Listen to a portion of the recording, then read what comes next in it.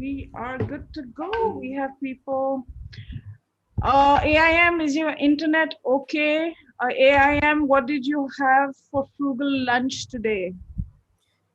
I made idlis, the softest idlis in Delhi, better than Murugan Idli shop, with idli, with sambar, drumstick sambar, coconut chutney, and red chili chutney. What did you have, And what Suhel? about gunpowder? Gunpowder, though, obviously. I Homemade had gunpowder. mutton biryani, Lahori kebab, and Yum. yeah, that's about it. Where did you order from or homemade? I went to someone's house, an old friend of Oh, mine, his house. nice. पर Yeah, वो अच्छा mutton biryani बनाते हैं ना, because 99% of mutton biryani in Delhi is absolute crap. it is superb. Superb. All right, let's start. We're back with the Sunday Club. Hello, everybody. Thank you for joining us so quickly. Even before we get our bearings, I'm delighted to bring to you another edition of the Sunday Club. Just for your reference, we've also started a discussion show on Saturdays at the same time, 7 p.m., where we discuss issues in Hindi based on popular demand. We call that Khabron Ke Paar. You can check that out. That link is already up on my YouTube channel. But here's the old favorite, Sunday Club. Not so old, only a month and a half, but we're really grateful that you guys enjoy joining us on these freewheeling conversations. And let's get right into it. Sunday morning, we all woke up to some rather deadly news. Luckily, it didn't cause any death, but it was certainly something that I think we need to be very, very concerned about. And that is, of course, the drone attack in Jammu and Kashmir. This follows a BSF attack on, it was, I think, on Saturday, when the grenade attack on a BSF camp, which injured some civilians and I believe resulted in one fatality. And this morning, early morning, there was a drone attack again on a military installation. And there were no casualties. There was damage done, but this opens up another dimension, a whole other dimension when it comes to fighting terror in Kashmir. And I want to specify Kashmir Valley. Also, Abhijit, of course, as you all know, is a keen defense expert. And I read what was possibly the finest article on this subject by him, in fact, just a little while ago. And Abhijit, you know, there's a lot that you can bring to this, so I'm not going to take up too much time. I'd in particular be very interested in the term geofencing, which you used a couple of times in your article. Please welcome Prafulla ji. Oh, lovely. Prafulla ji has joined us. Namaste, Prafulla ji. Oh, Namaste, welcome to namaste, the how are you? Sunday Club. Yeah, thank you, thank you. Prafulla Ketkar ji is joining us for the first time. He is the editor of The Organizer. And of course, you have seen him on TV many times, but now he's coming to us on the digital screen. So thank you so much for being with us. We were just diving into our first conversation. I'm going to start with Abhijit on the drone attack this morning, Prafulla, and the fact that this has opened a whole new dimension as far as fighting the war on terror is concerned in the Kashmir Valley. And although this has been called, this didn't result in any casualties. I still think, and Abhijit, correct me if I'm wrong, but I still think this was a bit of a success for whoever carried this out, because it just, showed them that it's possible to levy damage and, hit your target when you need to with the least possible personal cost. So over to Abhijit on the drone attack this morning. Right. So look, basically it works like this, that, you know, when you carry out a regular terror attack, think of my face, think of my nose as the Jammu air base, and this little round of black hair around it as the perimeter fence, right? So what happens is, normally if a terrorist wants to come and hit this, he has to go through several layers of security. This is the first layer of security, this is the second layer of security, this is the third layer of security, before you finally come here and hit this, right? You can be shot, your cars will be checked, your truck, whatever, will be checked, and things like that. What a drone does is it bypasses the entire thing and goes direct there. It flies so low and it's so silent you can't really see it. A drone, for example, when it's about 100 or so meters away, you can't even hear it. So it's not even like a helicopter that you can hear from several kilometers away, right? It's extremely silent, so detecting it is virtually impossible, and it comes and hits you. Now, the thing is, there's two ways of carrying out a drone attack. One is, of course, like a remote control plane. But for that, if there's a hill out here, you need to be able to see it. As in, if I want to attack here, I can't be standing here. I need to be standing here so that I can see it and then direct it, right? So it's called line of sight. In the absence of that, you use satellite. So the signal goes here and then it comes back down here, things like that. This was not. It was just a pre-programmed path using GPS saying these are the coordinates, like basically like a Google Maps thing, where you say you have to go here and it just goes there. That's it. It was a commercial drone. In your article, you said it was a crude kind of... Very crude. The technology level, we've been warning the Indian military about this for the last 5-6 years. Okay. I remember I've never found the use for buying a drone, despite, it being much more effective than a selfie stick and all of that. But I've used drones that my friends have operated. One of them, in fact, I remember about 5 years back, he had something called a Parrot or a DJI, I forget. He flew it over the Prime Minister's residence. Wow. And, we were like telling the military, you guys need to look at these things. These are very serious. And the thing is, DJI and Parrot have actually come to India and told the military, look, you need to give us coordinates so that we can say of all your critical infrastructure, so that even if you tell, it's software programmed into the drone, that even if you say, I want you to go into an airport or over the Prime Minister's residence, it simply won't go there. It won't follow. There's no way you can override it unless you hack into the entire software. And, that's almost impossible to do. But they've done nothing about it. This was long overdue. It's just really surprising that the Pakistanis took this long to do it. But understand the implications of it. What they can do today is, if this is the border, instead of smuggling explosives and things through, all they can do is they can just fly it across to a guy waiting on this side. It's impossible to detect. You just keep 30 kgs of explosives, 30 may be a bit much, say 5 kilos of explosives every single time. You build it up in no time at all. So it's a very, very dangerous technology. Even if it's not the drone used in the attack, it can be used for smuggling. And the costs of countering it are quite severe, because you have to register every drone that's already in India, or you need to buy this fantastically expensive American radar, which can actually detect small objects against ground cover. See, in the sea, you can detect anything. You zoom in on a place in the sea, you see a ship there because everything else is blank. It's just blue or green, depending on the color of the sea. Whereas here on Earth, everything, there's like trees, rocks, whatever. You can't see something that's flying just about, 10 meters above the ground, just about 100, maximum 200 feet above the ground. If it's flying, you can't really detect it because it's flying quite slow. It could be anything. It's impossible to tell. So it requires a significant technology investment now by the government to counter this. Also note, you no longer have to train a terrorist, motivate him. You had to tell him, you spend months training him, saying, Dekho, tumhare ko 72 hoors milenge, you're going to go to heaven, this, that, so on, so forth, la-di-da.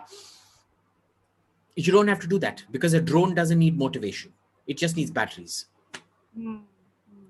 Oh, that's scary. And but something else that you mentioned in your article, which I found interesting, was that you also think that this indicates certain pluses for the post 370 period in Kashmir, wherein it is obviously becoming more difficult to motivate locals in the way the Pakistanis have done in the past, and hence they have to resort to these kind of tactics. Could you elaborate a little bit on that? Sure, we saw that. So I was there in September of 2019, immediately after Article 370 had been abrogated. And all the people we spoke to were so confident. Pakistan, ye karega. Dunia ke sabse most powerful countries have said they are going to force India to give up Kashmir. All these conspiracy theories and, this hope that something was going to happen. Mm-hmm.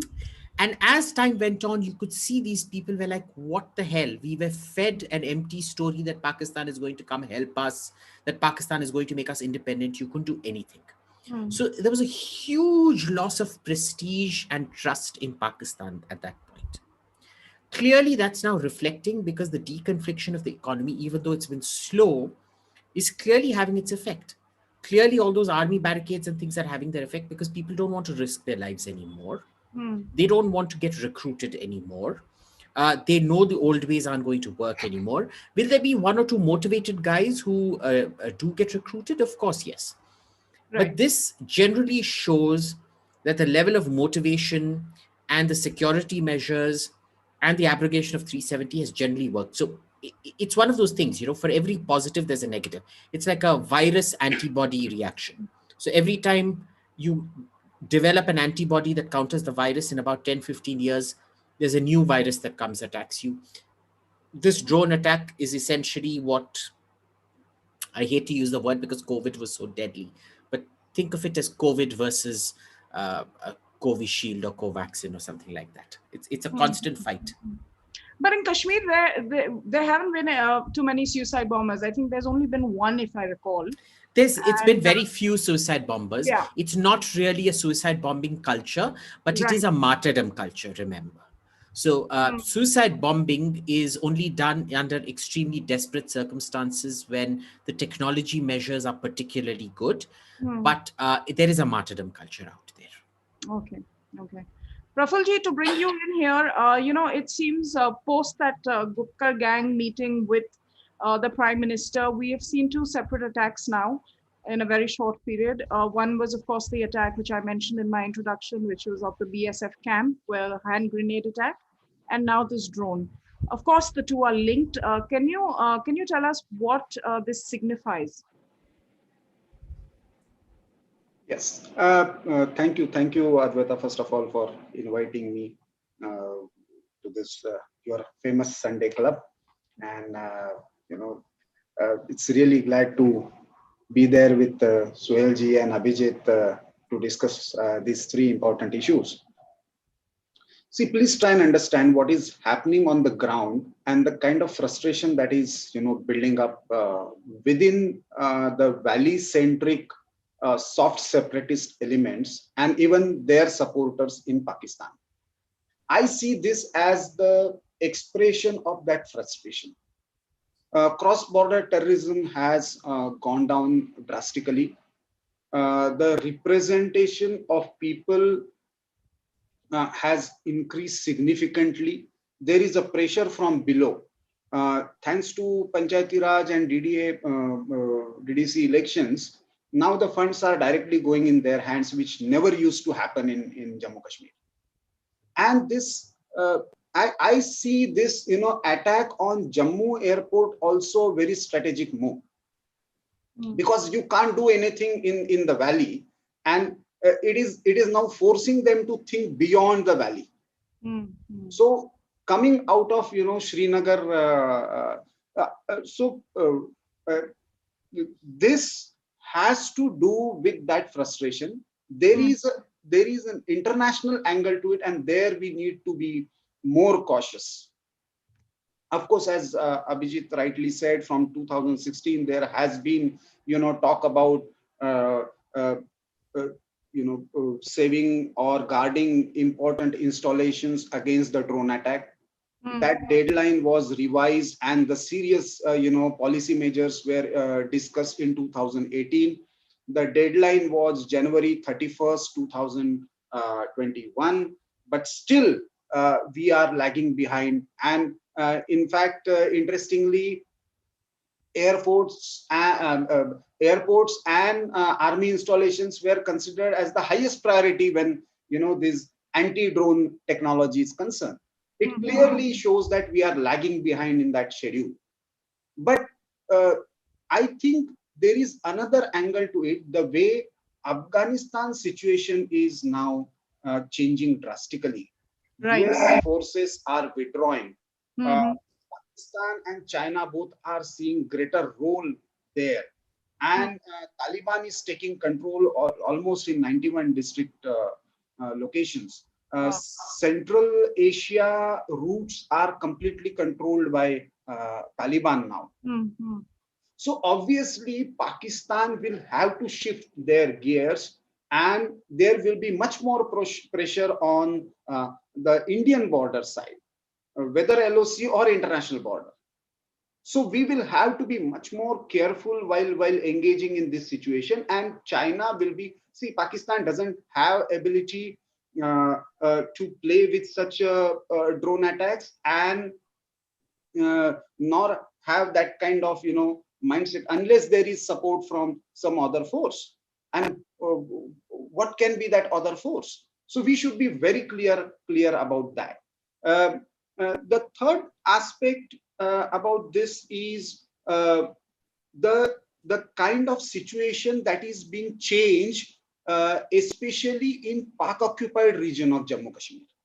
See, Pakistan is desperate to change the not just the demography, but even the policies, the constitutional apparatus in this entire area, by declaring this entire Pak occupied region, whether Gilgit-Baltistan region or the remaining area of Jammu Kashmir. I'm deliberately separating the both because Gilgit-Baltistan technically is the Ladakh part, and Jammu Kashmir region is Mirpur Muzaffarabad.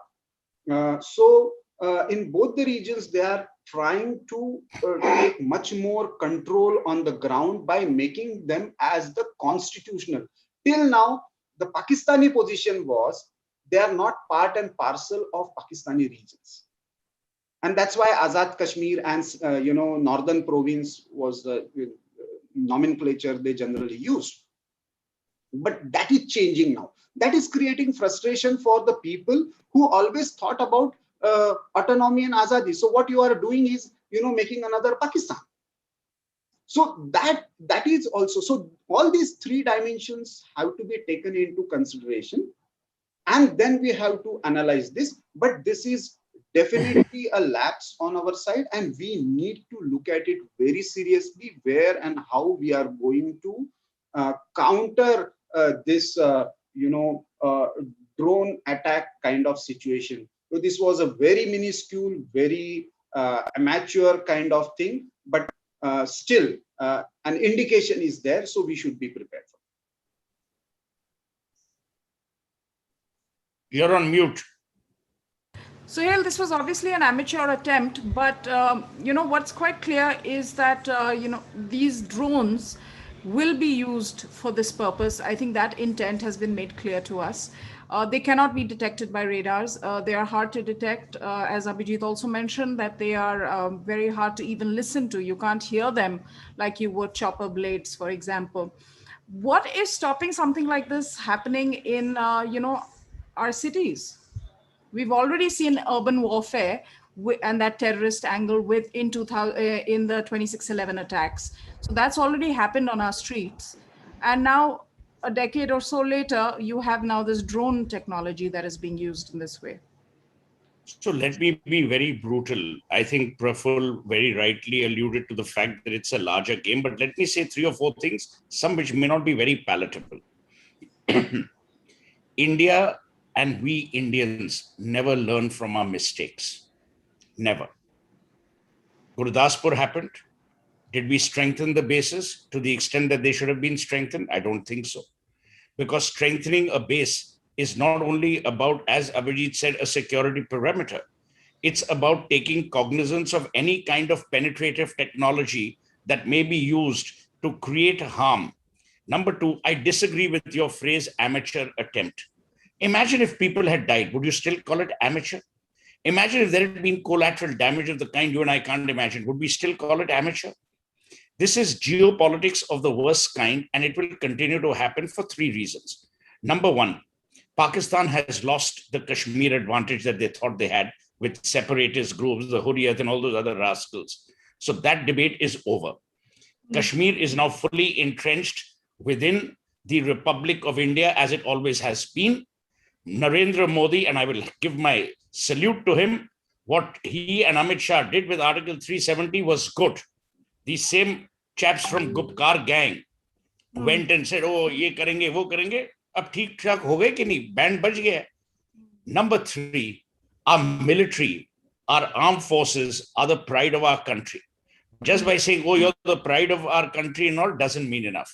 It is equally the responsibility of the armed forces to check what are the global practices in ensuring parameters which can guard us from any technological penetration of this kind. Today, you can buy a bloody drone on Amazon. Right. You can buy a drone in a toy shop. Yeah. So it is, as Abhijit said, it's impossible to get everyone to register a drone. So that will not happen. But can we not create safeguards? When 26/11 happened, it takes you 14 permissions from the Bombay Harbour Master to go from the Taj in Bombay to Alibag. And yet those Johnnies came all the way sailing from Karachi without any issue and landed up in a fishing village, created mayhem. Have we learned? Please understand. 26/11, he's unfortunately dead now, J.K. Dutt. He and I were on a panel discussion just 3 months after 26/11 happened. And you know what he told me? He says, Suhelji, everyone saluted the NSG, which they should have, and we are grateful. But no one has calculated the number of sleeper cells that exist to this day in Bombay and in our country. Do we have a calculation of that? No. No. Our politicians are busy abusing each other, sacrificing the security, not investing in the military as much as we should. We are not looking at advanced technological investment as we should. And this, as Prafulla rightly said, Chinese are absolute scoundrels. In fact, I will go one step further. They are the wickedest people on this planet. They are scoundrels of the worst order. Chinese mein ek saying hai, always use a borrowed knife to kill your enemy. They are now borrowing Pakistan to wreak havoc in India. Why? Now, I will give you a theory, which I hope Prafulla and Abhijit, I don't know what their theory is. My theory is Jammu was taken for another reason. Today, when Article 370 was abrogated, there was greater communal integration and there was greater communal harmony. Jammu is seen as the Hindu part of Jammu and Kashmir, perceptually, in its demographics, in its psychographics. I won't be surprised if these scoundrels from Pakistan who have done this drone attack also factored that into mind. My other point, Advaita, and this is a serious point, you know, Rajnath Singh will say, iski kadi ninda honi chahiye. The time to say has gone. The time to do has arrived. I'm not saying go back and attack Pakistan. I mean, I would be the most delighted if you did, but that's not the intent. The intent is we need to teach them a lesson even for this minor incursion. Because remember, if this is happening today in Jammu at a military establishment, can you imagine what they can do? One man brought all of Japan to a halt with sarin gas many, many years ago by just saying, oh, it's in the underground. We are today dealing with 3 kinds of terrorism. We are dealing with bioterrorism, which China unleashed, and I still believe the Wuhan virus was a Chinese virus and will remain a Chinese virus in my book. Number 2, we are dealing with sleeper cells whose affinity is not based on ideology, but their affinity is powered by money. It's powered by greed. It's powered by avarice. And the third is we are also suffering at the hands of political ununanimity within our country. Because the Rahul Gandhis and everyone else is so busy scoring brownie points that nation jai bhaan mein, we will now attack the government ki bhai, dekho, aapke wahan drone bhi aa gaya, aur kya kya nahi aa sakta tha. This is not the time to divide. It's the time to unite. But this is not the time to be jingoistic in our unity. Not to say, see, we're a great country. No. We now need to pull back. We are 5 years behind the times as far as upgrading technological perimeter security is concerned. We need to invest in that quickly. Don't get into the same government of India nonsense ki tender, L1, L2, L3 rubbish. And the third is every person in any base of sensitive nature, whether it is a laboratory, whether it is a military base, whether it's a science center, people need to be aware of the dangers of drones. They need to be aware of the perniciousness of a silent attack. Therefore, you need training, you need communication, you need better equipment. And unless all of this happens, this might go away, as it should. But don't forget that Pakistan has nothing to lose. We have a lot. They are a stateless society, but we have a lot to lose. And we must guard ourselves. And we must guard our precious military, their lives. We must guard civilians. Most importantly, we must guard the idea of India, which will constantly be pressurized and under threat by these rascals. Advaita, just a minute. Yes, I will just add one point, because you have mentioned about this, and Suhelji also mentioned about sleeper cells. In last 1 week or so, I'm just, thinking aloud. Last week or so, 3 training camps allegedly run by PFI has been exposed in Kerala.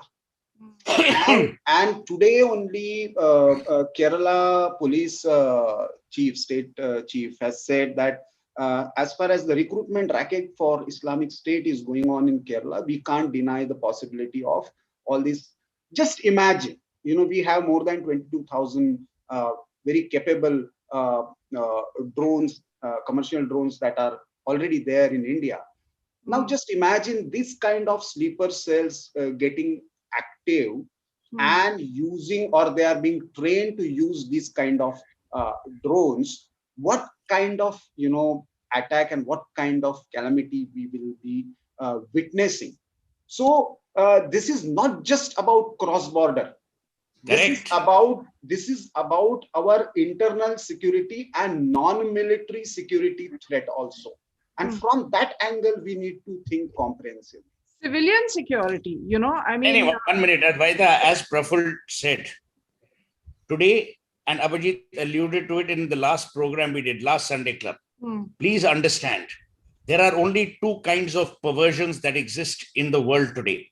One is a perversion of ideology, and the other is a perversion of behavior. The latter follows from the former. Now, if I start using drones to drop radical literature, if I start using drones to drop inflammatory messages, if I start using drones to create divisiveness and hatred amongst communities, I'm already destroying the idea of India. I'm already creating a division. I'm inviting people. You remember last Sunday we discussed these ISIS, I won't even call them widows, they were terrorists, and who are now wanting to return. Right. But the point is, today messaging, ideology, behavioral patterns can all impact a nation. So we have to be even more vigilant, more careful, and we have to start investing. See, the point is, every time there is an attack of this kind, all TV channels will call everyone and discuss it to death. Uske baad kya karoge aap? Operation successful, patient dead. अब बात करने का समय अद्वैता जी खत्म हो चुका है. या तो आप कुछ करिए, या नपुंसकों की तरह बैठ के आप बोल दीजिए कि भाई हम कुछ नहीं कर सकते. और अगर आप ये बोलेंगे कि हम कुछ नहीं कर सकते, तो दहशत मचेगी, हमारे समाज में मचेगी, हमारे देश में मचेगी, और आप लोगों को गुमराह करेंगे. और इस तरीके से आप लोगों को गुमराह करेंगे कि उससे आप लौट के नहीं आ सकते. तो मेरी यही विनती है सरकार से कि इसको लाइटली मत लीजिए. ये कोई एमेचर अटैक नहीं था, ये प्लान्ड था. कोई संडे सुबह पूड़ी भाजी खाने के बजाय ये नहीं कहता कि चलो यार जम्मू एयरबेस में एक ड्रोन भेज दो. ये ऐसी चीजें नहीं होती है. ये प्लान्ड अटेम्प्ट था. उनकी प्लानिंग पुअर होगी क्योंकि उनकी अकल कम है, पर उसकी दाद देनी चाहिए कि उनकी हिम्मत हुई कि उन्होंने ये किया. That is what we need to be worried about. Yeah, it was an all probably a recce operation, to see whether it can be pulled off, and that's something that I think is quite clear from this. And as for PFI, the thing, Abhijit, Suhel, your point well taken about ideologies also that can be in this sense destructive. PFI having training camps like Prafulla has just pointed out has not even made it into mainstream discourse. There is nothing that is being said of it. It's PFI's Twitter handle was given a blue tick. Verification, yes. Karnataka unit. Karnataka unit. Right. So this is the kind of gentrification really that takes place of these kind of ideologies, and I'm training camps. It's absolutely horrifying what's happening in Kerala. I hope Pinarayi Vijayan is watching and listening. And it's not like in Kerala they have not highlighted PFI before. Across parties they've done it, but they have been unable to act effectively against it. And of course, the so-called See, liberals back the PFI in the but this is mainstream. my point. Yeah. This is my point. We are worried about the enemies outside. We should worry about the rascals inside our country also. I'm tired of this bloody liberal. What does liberal mean? You tell me, what does liberal mean? I've read more books than most liberals have. I've debated on more platforms than most liberals have. Does liberal mean always questioning your motherland? Does liberal mean always having a contrarian view so that you're seen differently, so that some bloody foreign think tank funds you? Does liberal mean कि दहशत आप होने देंगे हमारे देश में? Does liberal mean that a politician will take the side under the garb of democracy? नहीं जी, ये democracy है, ये free speech है. कहाँ की free speech है भाई? कौन सी free speech आपको कहता है कि आप लोगों का कत्ल करिए? कौन सी free speech आपको कहता है कि आप देश में दहशत मचाइए? These are all garbs which now need to be destroyed with efficacy. Problem is, the BJP also uses the religious card to destroy this. They should use the strategic card to destroy this. Today, Narendra Modi, he may belong to the BJP. He's the Prime Minister of India. His only business is to uphold the constitution in that prime ministerial office and to protect and engender the idea of India.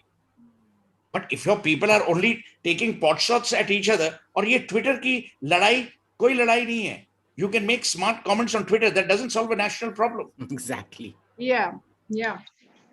Abhijit, question from Rota Andy. He wants to know, was the government not proactive post Balakot? Did it overestimate the time frame for regrouping of the terror army camps and new ways of attacking?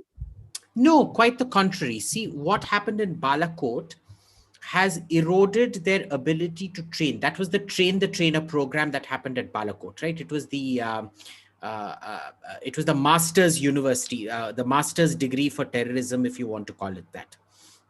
So it killed off the trainers and it killed the advanced students, which means their ability to, teach all the junior terrorists, the bachelor's level terrorists or the matriculation level terrorists, that was wiped out for about, say, 4 or 5 years max before it was created again. So it was kind of natural. See, the government acted proactively in Balakot, but then they should have been 3-4 steps ahead and seen what would Pakistan do after this. If we wipe them out, then in the next 4 to 5 years, what are they going to do to bridge that capacity? And at that point, drones, for me at least, drones were the most obvious. Right? Because they have a capability, increasingly modern drones, they have even the commercial ones, the recreational ones that you use for photography and things. They have the capability to carry a decently heavy payload out to a decent range. So it was going to be very, and Jammu isn't that far from the Pakistan border. I remember when when my dad had to shift from Srinagar to Jammu, because, every winter the capital used to shift from Srinagar to Jammu. We never watched Indian TV. We used to watch Pakistan TV because you could get it on the signals. And in those days, Pakistan TV had much better programs than Indian TV did. Indian TV had Doordarshan. Pakistan TV used to have American programs. Yeah, those were the days when in Pakistan TV, where you could have unveiled women advertising things. And you could actually have women advertising things. So they still do. They still do. आजकल उतना social acceptance नहीं है. No, but they were far more cosmopolitan than us in the 80s. I remember that as well. Much more. I mean, I had neighbors who were Pakistani, actually. Lovely people, I must say. But, I think this really is a nice segue into our next topic. And before I get into that, I want to say 2021 has really been the year of the drones so far. If you recall that photo of the burning pyre, which the New York Times printed, as well as Rahul Gandhi tweeted, and most of us found extremely offensive, was taken by a drone. It wasn't any kind of photographic brilliance or anything of that sort. It was just the use of a drone. And now we've seen this attack this morning. And also a Yeah. reminder that it was drones that won Azerbaijan the Nagorno-Karabakh war earlier this year as well. That's true. That's true. That's true. Uh, Prafulji, this is a good segue into our next topic, which is the Gupkar gang. The government, as we know, had a high-level meeting which went on for 3 hours plus with with those who have been called the Gupkar gang for the last nearly 2 years. Now in August, it will be 2 years since Article 370 was removed, and rightly so. But the Gupkar gang has been delegitimized to a large extent. Their style or brand of politics, which is dynastic, has also been criticized very heavily by the government. It has been often cited that they are irrelevant. And certainly when you speak to people on the ground in Jammu and Kashmir, you do hear that they don't have much traction with the public. Yet, the Prime Minister has a meeting with them. Now, I believe that this is good. It's a way forward. There has to be dialogue. However, reactions have been divided. One set of reactions, and especially from the Kashmiri Pandit community in India, has been very critical of this move by the government, saying that they are walking back from their original position, was a position which was welcome and which was a hardline position, some would say, but it was certainly the need of the hour. And as we just discussed in the previous segment, it has impacted the way certainly terror is carried out, and the fact that locals are not getting motivated to that extent. So Pakistan has to turn to drones, etc.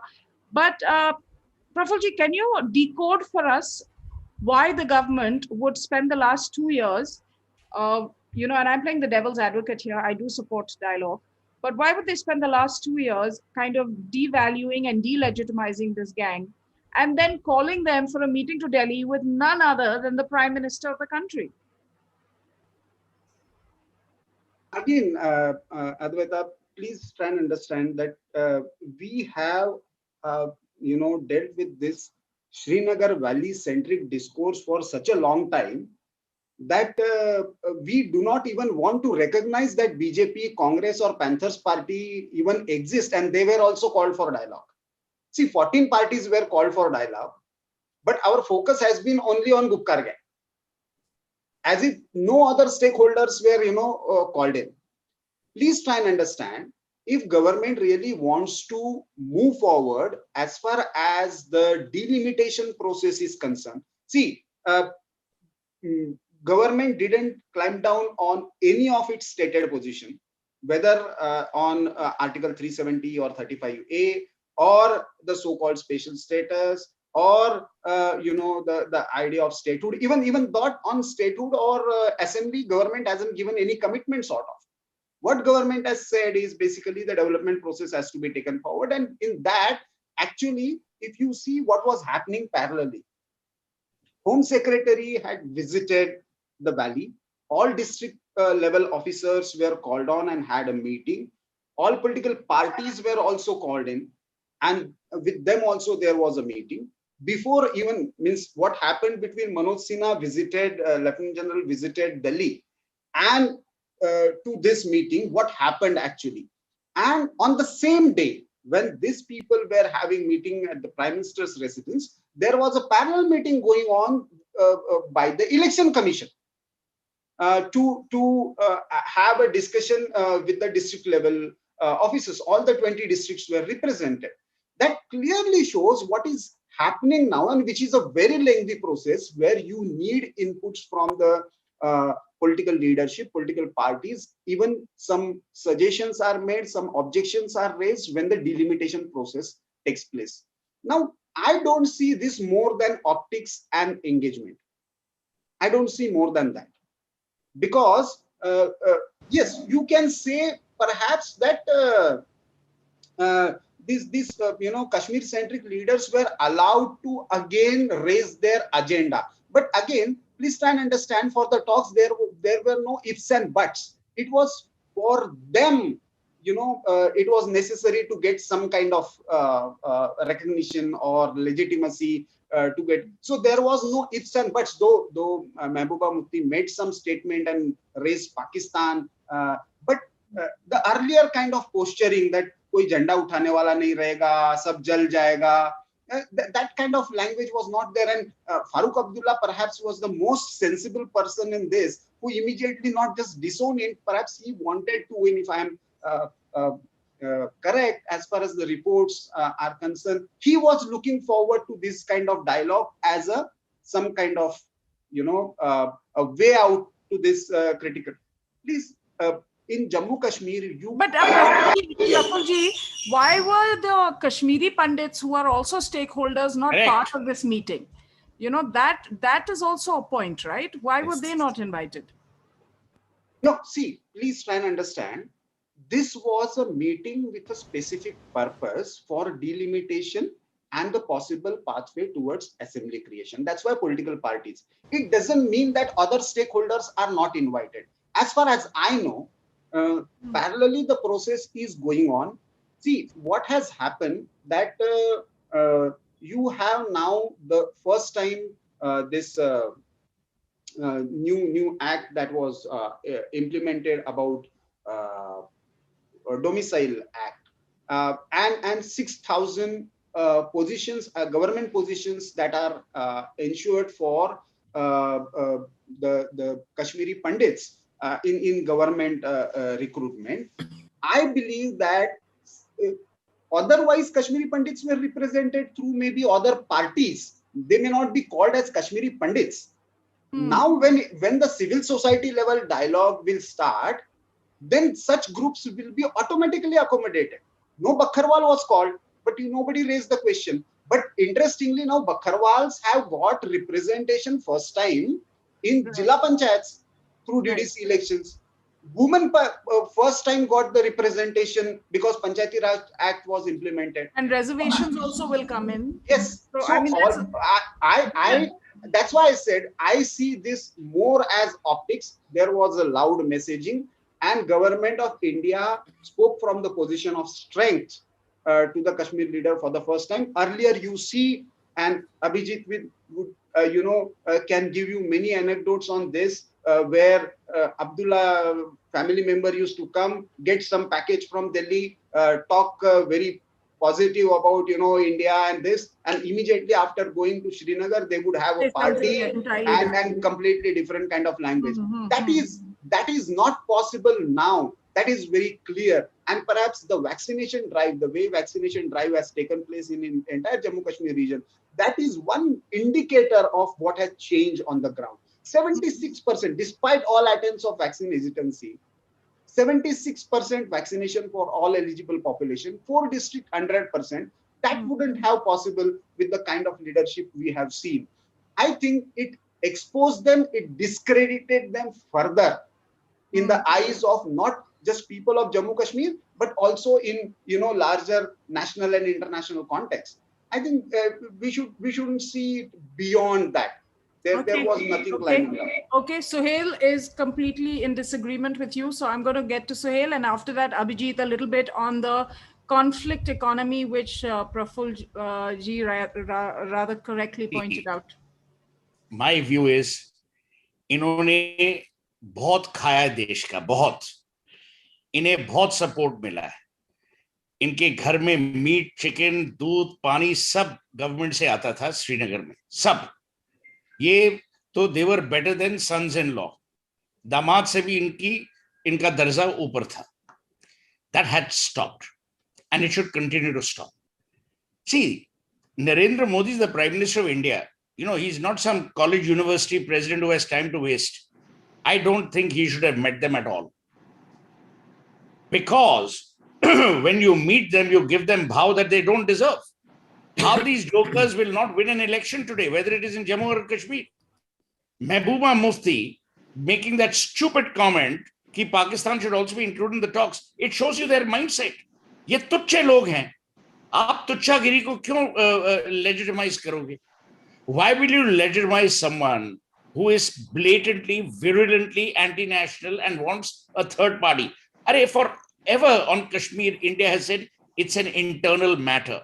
Here you're bloody dragging Pakistan into it for no rhyme or reason, just for the optics. Why the hell should you? Prafulla is right. Okay, maybe Modi wants to send a message. बातों के भूत, ये लातों के भूत बातों से नहीं मानते. और आपने जब एब्रोगेट किया था, you have sent a very strong message. Now get on with the governance. You had promised industrialization, you had promised better economy, you had promised more commercial and trade activity in Jammu and Kashmir, you had promised the resuscitation of rights of the Kashmiri Pandits who were thrown out of the valley. Unki help karo na. What is the point of meeting Mehbooba Mufti and Omar Abdullah and Farooq Abdullah here? You meet them bloody every day. And let me tell you, they are playing one against the other as they have done for the last 40 years. Sheikh Abdullah started it, abhi bhi chal raha hai. और जब तक grandsons आएंगे office में और become of age, वो भी चलेगा. Why should the Prime Minister waste time? Why are you giving them bhav? Why are you even giving them the importance that the people of Jammu and Kashmir are no longer giving them? So my view is, the moment you talk, you show weakness. See, in India, kindness is always seen as weakness. ये हमारे एक fault है. Now people will say, अरे यार इनको बुलाया, अब इनकी बात तो सुननी पड़ेगी. अरे क्यों आप सुनो? आप 2 साल आपने चुप्पी धारी हुई थी. Nothing happened. You could have continued. It's not that Farooq Abdullah was singing, a Sufi song for Modi, that Modi was desperate to listen. You're not interested. Number 2, and this is an important point, Kashmir will continue to be the single biggest point of irritation which Pakistan will use to great advantage in all international fora. You saw that stupid interview with Imran Khan, where this chap says, what about the Muslims in China who are being executed? He says, oh, but what about the 100,000 Kashmiris? Yeah. Why give them the excuse? Why give them the excuse? Why even bother? कारवां चलता है, कुत्ते भौंकते, कारवां थोड़ी हर वक्त रुकता है, कारवां तो चलता ही रह रहा है. My point is, there should have been no meeting, no discussion.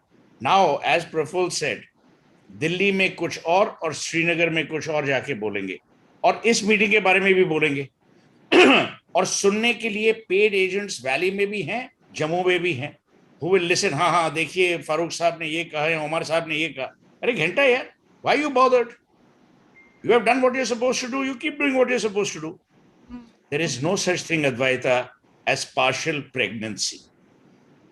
So, you can't be riding both boats. Do you think they gave it international pressure? Suhel, do you think there was international pressure? What international pressure? Yaar? This government doesn't even give into bowel movement pressure. You think they'll give into international pressure? B, the moment they give into international pressure, they are decrying our stated policy on Kashmir forever. We have said that it's an internal matter. It's a matter between Pakistan and India. Why the hell should they care about international? There's a question for you. Okay, there's a question for you from the viewer. What this video, he calls himself. Suhel sir, we all see or know BJP is scared of taking such decisions like against Twitter, Kashmir meeting, etc. What do you think is the reason behind it, and what could be the possible solution? I've said repeatedly over the last 2 weeks that this government के खाने के दांत कुछ और, दिखाने के दांत कुछ और. the as that Hindi कहावत, जो गजरते हैं वो बरसते नहीं. They are all talk. अरे Ravi Shankar Prasad is the law minister, तुम्हारा ट्विटर अकाउंट किसी ने बंद कर दिया, तुम कू पे जाके रोगे, अरे जी मेरा अकाउंट बंद हो गया, my dear friend this is what happened to me. Call them at, band बजाओ यार. In China, do you think Xi Jinping would have gone to coup and cried, oh, these people have stopped my account? Bullshit. You tell me, Amazon, which we have also discussed in your program, Amazon, Metro, Flipkart, have shown you the middle finger for the last 20 years. तुमने चुप्पी धारी हुई है, नहीं जी कैसे करें, क्यों करें? The other problem is BJP is इनका दिमाग थोड़ा घुमा गया है. I'll tell you why.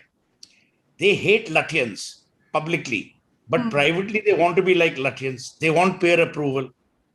अरे देखो न्यूयॉर्क टाइम ने क्या कहा, इसने क्या कहा, उसने क्या कहा. They have to understand what the focus should be. Now you tell me, you have a company of American origin disobeying the laws of India. कोई Indian company होती, you would have bloody put them in the dock. You would have sent investigative agencies, you would have screwed them. What are you scared about? What are you scared about? I'll tell you what they're scared about.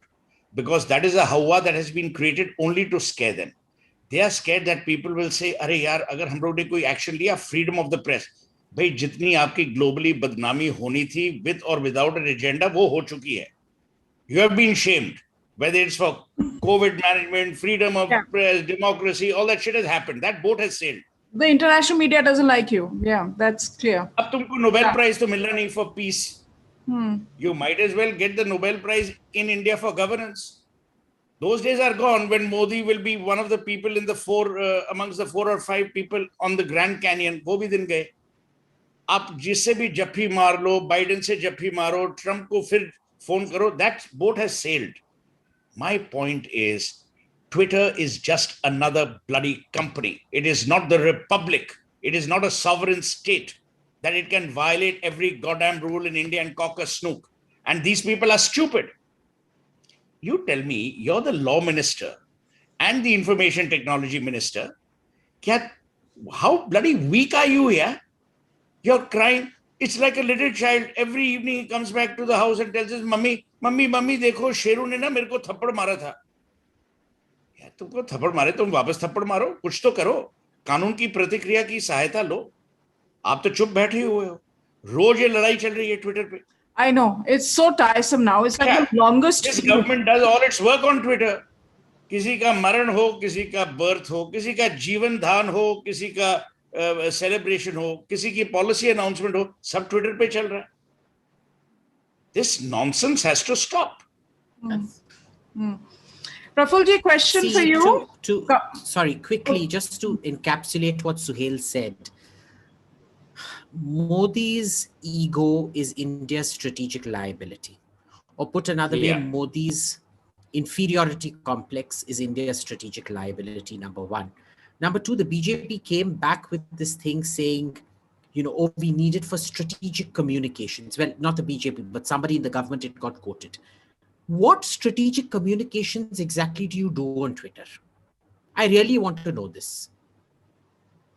What is it that you do on Twitter that you can't do sending a letter to Netanyahu or Shinzo Abe or something like that?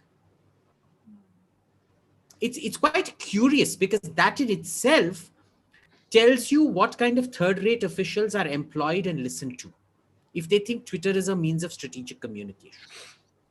I think, throwing Twitter officials in jail will be a much more significant sign of strategic communication than putting out tweets on Twitter. You know what Abhijit said? This is very, very important. And I would like Prafull's views because he is from the media, even though he's connected with the Sun. Here's my view. My view is, if an Indian company had done this, if an Indian media house had done this, if an Indian portal had done this, what different treatment would they have gotten qua Twitter? They would have been hauled over the coals. Let me tell you, Advaita, weakness is as weakness does. Strength is as strength shows. When you show your weakness over the smallest of things, then people imagine or people believe that on the larger scale, obviously you'd be weak. But Twitter has 17 million users. WhatsApp has, I think, 450 or whatever million. You're unable to address this issue from a legal standpoint. You are willy-nilly falling into this whole FOE trap, or that's a freedom of expression trap. I mean, how ridiculously asinine can you be in even not understanding and decoding the messaging that is going out in the world? Well, Prafulla can answer that. And there's one more question that has come from Kapil Gund. He wants to know, what about the Rohingyas in J&K? What will the center do about that? Okay, I'll come to that. Before that, I would like to speak about what Abhijit and Suhelji has already said on Twitter. I absolutely agree. Absolutely agree. I think government should come out of this, perception threat kind of mindset. It is not going to, in fact, your perception will be much more positive because you are seen as a majority government with a decisive leadership, And it's not just about one issue, one means Twitter issue. It is generally, when you have to, and this is a dilemma that BJP has been facing. If you want to put, even in 2003-4, we have seen similar kind of mindset. Anyway, you are not, endorse quote unquote secularism for that matter. You haven't, tried to play for the gallery. You carry yourself as more as an ideological party. Carry it. Be open about it. And Suhelji rightly mentioned about China. See the irony. China has banned Twitter in China, and still, whether Global Times or Chinese Foreign Ministry, they're all on Twitter. They are using Twitter to carry on their agenda and their propaganda, and still blatantly make false claims, fake news, and Twitter can do a damn about it. Yeah. No manipulated media, nothing. See, I am the one who has faced the notices from Facebook. So perhaps there were only 3-4 people and 3-4 media houses who were talking about China virus and one virus. I've always said it, sir. And मैंने तो पहले दिन से शुरू किया हुआ है. And me individually, organizer also got the notice from Facebook. In fact, there was a complete shadow ban for 6 months. So that kind of policies and influence China carries after banning them. So you have to create influence by different means. Their mechanism is totally different. Their data manipulation and algorithms are totally different. They are not going to value you because you are there with so many followers. No. It is all money game, investment game, and the kind of influences you make, in their company's operations by showing them the strengths, your strategic strength as well as monetary strength. So you have to deal with it that way. As far as Rohingyas and even for that matter illegal Bangladeshis are concerned, I think the focus primarily now is on Assam and Bengal. Some kind of, as far as I know, some kind of exercise has already started to detect. But this is much more complex. This is not just about Jammu Kashmir. The way that the new kind of network that has come up in UP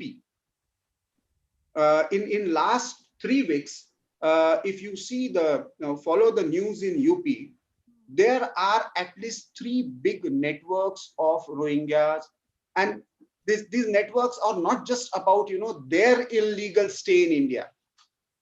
It is about complete racket of creating new documents, passport, and women trafficking. And this was working parallelly in Noida, Lucknow, and Kanpur. So again, it is more a game. How do you play it strategically? Now, unfortunately, we couldn't play it as more as a strategic and security threat. Otherwise, globally, if you see international media, anyway, will not stand by you. But even in Indian national media, the poor Rohingyas, Rohingya refugees are being attacked. That kind of perception. But the kind of criminal networks that they are actually running, the kind of security threat they are posing to India is much more worrisome. And unfortunately, we haven't built that discourse. It is a very nuanced and systematic process that you build stories around certain incidences, and that art is somewhere missing in our communication, not just at the government level, but I would say the counter views when it comes to the pro-India narrative. And I'm talking about pro-India, not even pro-government narrative. And there, I think we will have to work for the long term. What government mechanisms will do is just identifying these elements through, maybe detecting criminal elements. To some extent, maybe detention will take place in few cases, even fewer cases. There has been some deportations also in last few months, but the numbers are few hundreds. That is not going to solve your larger problem of, the way demography has completely transformed in, especially in bordering districts. But now these Rohingya networks that have come up in Hyderabad, and this is not now, this was systematically started from 2011-12. And how did they reach there? What was the mechanism? Jammu, Malegaon, Hyderabad, and surrounding areas of Delhi. How did they reach there? You have a government in Delhi that is specially having colonies for Rohingyas. What kind of mindset is this? So we need to build up a much more robust and systematic narrative about this illegal migration issue. Abhijit, you want to come in on the Rohingyas issue? Yeah. Look, it seriously amazes me that even after 7 years, the communications department of the PMO is so entirely inept. I really want to know who's doing the media management out of there. With the Rohingyas, we had started before this so-called genocide of the Rohingyas began. We were monitoring certain Rohingya militant Twitter handles. And they were putting out very, very carefully calculated statements, in the language of international law, citing proportionality, retaliation. And retaliation has a specific connotation. It means you haven't attacked, you have been attacked, or rather you are responding to an attack. Okay, proportionality again has a very, very specific connotation. And the only time we saw this kind of legal sophistication in any messaging was with ISIS. And it was particularly curious because when we ran the language match algorithms, they were showing us a significant overlap between the kind of legalists that a lot of these Rohingya militant groups were using and the things that ISIS were using. And therefore, we knew what was happening was that they were trying to provoke a reaction from the Burmese army, which ultimately happened. Now, remember, it was this Rohingya militant organization which went on a rampage, destroying a whole load of military buildings. And the Burmese military is a third world military. You can't do precision strikes. If you're so worried about collateral damage, instead of imposing sanctions on Burma, what you need to be doing is give the Burmese military precision targeting equipment and precision targeting aircraft so that they can fly over and target exactly the places they are meant to target. In fact, by imposing sanctions, what you are doing is you're causing more civilian casualties. But mind you, at no point of time did the PMO or anybody in the Indian communications mechanism ever get into the details of their Twitter accounts, what they were saying, the entire sequence of events and everything like that, number one. Number two, when the argument is made, and mind you, this is a radicalized population that has demonstrated time and again how radical it is. Nobody wanted to communicate that. The fact that they posed a clear and present threat to India if they came in here, nobody wanted to talk about that. You had extremely low-grade talking points or no talking points at all coming out of the government. And low-grade mane how? I mean, you can even get a Rupa ki chaddi banyan underwear ad that is better than the communications line that the PMO takes at times. Okay, now, there is a fundamental problem out here.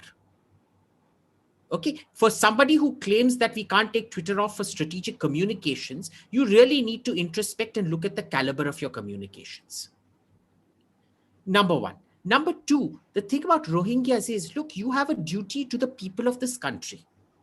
And what is your duty to the people of this country? To prevent them from a radicalized population entering Now, the entire population may not be radicalized, but there will be significant elements in that will be radical, number one.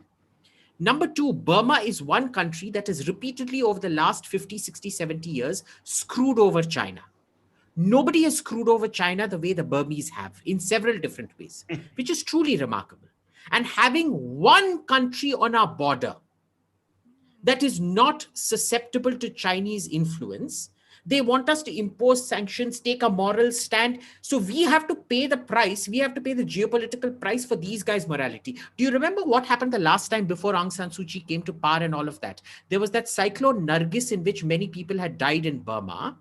And the Burmese had stopped the distribution of French and British aid. So the French and British, they brought their aircraft carriers to the coast of Burma to threaten the Burmese. We held our ground and we said, and that was a Congress government then. We held our ground and we said, sorry, boss, we're doing nothing about this. Far from it, we offered our helicopters to the Burmese and the Burmese accepted.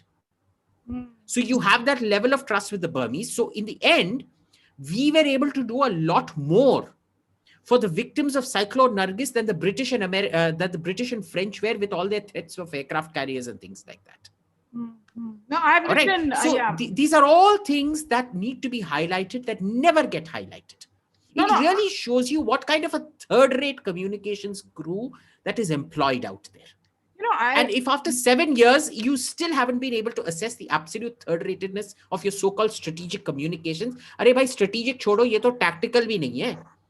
ये तो रूपा underwear level का communications है. By the way, Rupa Banyan, that ad is like carried on forever. Ask Suhel, he's the brand guy, but it's an. I know. I was just using the imagery of chaddi and banyan. The kind of grotesque imagery of chaddi and banyan.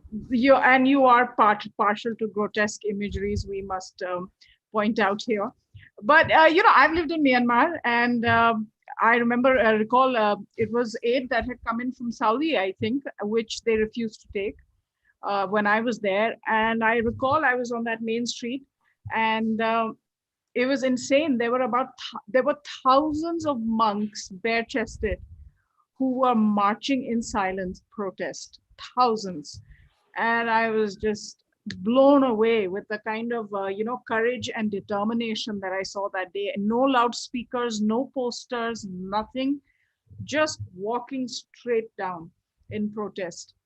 It's one of the most compelling sights I've ever seen. But yes, I think Burma certainly, and of course, who can forget in Rakhine State where that 100 graves of Hindus were found as well. All this we can keep discussing. And, Prafulla is here. He is more well-versed with body politic than we are. I've said this before. I will end by saying this again. I don't know if anyone is listening. The government at the head has someone who is seemingly a master communicator. But below that, it's an ocean of incompetence as far as communication is concerned. It's an ocean of incompetence as far as putting India's soft power on the global map is concerned. It's an ocean of incompetence in countering an agenda-driven narrative by certain sections of the Western media. It's an ocean of incompetence in how to counter domestic agenda-driven media. See, media will always criticize, and you must allow them to, because that's their job. You cannot muzzle. Yeah. But there has to be a counter narrative. आप सिर्फ हर वक्त, छत से नहीं चिल्ला सकते कि भाई ये fake news है. Give out your thing. The whole vaccination, the whole COVID in 2021 was both a medical and a communication disaster. You allowed the people of this country to feel fearful. Now you're raising the Supreme Court Audit Committee, ye wo Kejriwal. Have you had the courage to haul Kejriwal over the coals? Have you had the balls to take Kejriwal to court? Has any PIL been filed? Have you had the doctors or the medical institutions or the hospitals who were gasping for breath and for genuine oxygen make a statement? No. मैं आपको एक बात बोलूं. You can continue to play politics till kingdom come. But in all of this, you will weaken the idea of India, because you will allow the fake narrative then to become Gobelian-like and be accepted as the truth. So I don't know who's going to do it. Abhijit raised this issue. We are not interested. I couldn't be bloody bothered about BJP or Congress or Trinamool or anyone. My only point is, as a citizen of this country, sometimes I feel let down because when there is so much good, all I see around me is evil. When there are so many glorious steps being taken, all I see is the narrative of negativity, the narrative of hate. If the BJP is indulging in it or the Congress is indulging in it, it's time to call them out. Please understand, Advaita, you talk to people on the street. You cannot create a country out of disaffection, out of rage, out of unhappiness. Unse desh nahi banta. So I will leave this with you, perhaps for the next Sunday club. Yeah. We're not done as yet, but if you have to go somewhere. No, I don't have to go. I'm just telling you. We can keep it as a separate thing. Yeah. What has gone wrong with us? Arey, is desh ne puri prithvi ko, from the Vedas to all the philosophies, whether it's Buddhism, sab kuch diya, sab kuch bata, sab kuch spread kiya. Whether it's Swami Vivekanand, in 1895, Convention of Religions, you created a different narrative for India. Today, you are looking at sloganeering, you're looking at ads, you're looking at brands, you're looking at bloody abbreviations. What has happened to our country? What has happened to the people? Every Indian loves to talk, but we can't communicate. Yeah. Prafulla, very quickly, this was our third topic, and I just want to dive into this and get your perspective. UP, they busted a racket in Uttar Pradesh's Noida, where over 1,000 people have been illegally converted. They were converted by someone called Umar Gautam, who is himself a convert, as well as a Qazi or some sort of religious cleric who was in partnership with him. The ED is now in on the case, and they are looking at this from the perspective of a money laundering racket. Certainly, there is enough to prove that this was internationally funded as well. Of the 1,000 people that they converted, there were children who were deaf and incapacitated in different ways. And these children were, from poor families. They were converted. In one case, the poor boy was sent to the south, and although he was from UP. So this whole racket has been burst open, and 1,000, they're saying now, is the tip of the iceberg. Must add here that UP came out with a law in 2020, which is quite stringent and necessitates non-bailable arrest as well as incarceration of up to 10 years. So, I mean, there is a strict law that exists, but just on to you, Prafulla, on this particular situation, which I think is terrible. And I must add, AIMIM has said that this is an attempt to defame Islam. Two kinds of arguments, in fact, are made on this. One is about Islam, as MIM has made, and second is because now UP election is there, so all this. But we need to understand the dimensions of this entire racket. This entire case is problematic from three different angles. One is of course, the constitutional point of view, where you have right to propagate your religion. But does that mean it allows this kind of mass conversion, especially for the people who are under 18 and differently abled? So it is on the basis of complaint by one of the parents of this, and there were 6 societies, deaf and dumb societies, were on radar. So this is one aspect. Second is, if you go through the speeches made by this person called Muhammad Omar Gautam, they are venomous. He is talking about hell. He is talking about the kind of fear that he is generating in the minds of listeners. His that is nothing short of spreading hate against other religions. And thirdly, there is an angle of connect with the societies and organizations. One is PFI, allegedly linked to this, and I think the Peace Society or Peace Foundation, Zakir Naik's entity. Both are facing, different kind of charges. So these are the three angles associated with this particular case. But I would like to draw a larger debate on the issue of conversion.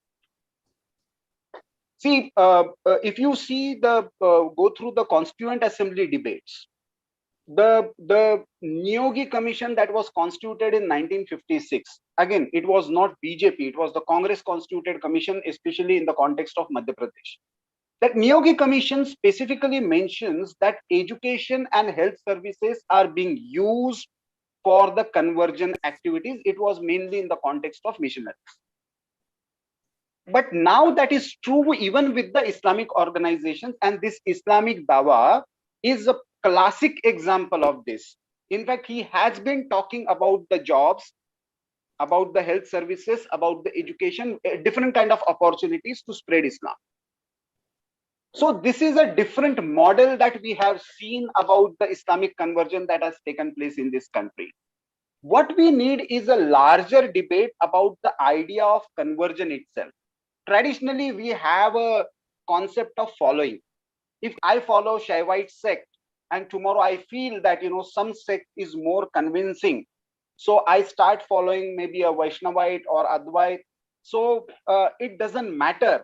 I don't do that because I want to kill whoever follows Shaivite, or I don't want to propagate that all of them will go to hell.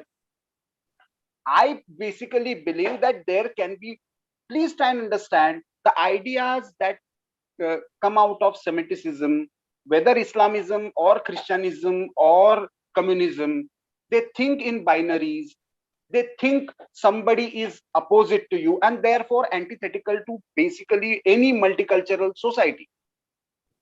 Unless we understand that this idea of conversion is against the spirit of Indian ethos, why do you have to convert somebody? You can straightforward put your point, but you cannot create a sort of fear. You cannot induce. You cannot use allurement as strategy to convert anybody. Right. So I think we need to go into this. Case has given us that opportunity to get into this larger debate. And Abhijit and Suhel, of course, last thoughts, and we've already gone over time. I have a very different. I have a very different take on this. See, I am a Charvak. So my atheism comes from the Hindu philosophical school. It doesn't come from the Western philosophical school. So I view religion as a demand and supply marketplace. Okay, it's very simple. That's my view of religion, period. Now, the issue here is you can use whatever allurement you want. In the case of Christians, it is orphanages and good deeds and things like that. It's a social support network. It's colleges and schools that you get preferential admission to. My issue here is, what is this government been doing for 7 years on sitting on all the Hindu temples and the wealth that are treated like cash cows? The Andhra government, one of its main sources of income is the Tirupati temple, which it's then used by that YSR fellow and his daddy and whatnot to propagate Christianity. Right? So first give the temples back. Yeah. Okay. Let Hindus control their own religious endowments and wealth. Let them invest it in colleges and things and make it as easy for them to open colleges as it is for minorities. Why this special bar for the majority to open colleges and schools? Okay. Why are we not allowed to control? I am not donating to put into YSR's pocket. I am donating for Tirupati Swami. Right. Why does it have to go to the government? Yeah. And Maharashtra. So, all this. So the point here is very, very simple. I don't understand what the BJP thinks sabko buddhu bana rahi hai at this point. Ki on one hand, you don't even want to give that back to the Hindus. And then you keep harping about, conversion this, conversion that. Very good. I want more Muslims and more Hindus to become Muslim and Christian. I want this country to become a Christian Muslim majority country, because if you keep voting for a government like this, if this is your idea for pro-Hindu government, then you deserve what's coming to you. I support this guy who engaged in conversions. He is a true patriot. He is doing what every Indian should do. I salute you, sir. Or madam, I don't know what it is. Sir. All right. On that patriotic note that only Abhijit can strike, we're going to call it a day at the Sunday Club for this week, and we will be back next week again. Let's see what the week holds for us. As always, we have one quick round. Please discuss Yes. the larger narrative of India's soft power. I'm happy. That's an area I'm passionate about. So if you want, on Wednesday, we can discuss it if you have the time. But and even perhaps Advaita, the entire discourse on this so-called idea of India that Suhelji mentioned about, where are those challenges coming from and how to deal with them? I think to have a debate on the same. I agree. Then do it on Wednesday. We'll do it on Wednesday, and we can have the same people back. The same people. Let Prafulla also give us, and in his case, a more reasoned and nuanced view of how he's also seeing things. No, I think that's a good point. I think we should have more conversations which are deeper on that level. Maybe, once every 2 weeks or once whenever, a month. अबे live तो बंद कर दीजिए ना फिर हो गया ना हो गया live. Thank you everyone. Please like, share, subscribe, hit the bell icon so that you get notified on our different shows and the topics that we discuss. Do keep sending in your comments, your suggestions for what we can discuss next week. And I'm not going to let Abhijit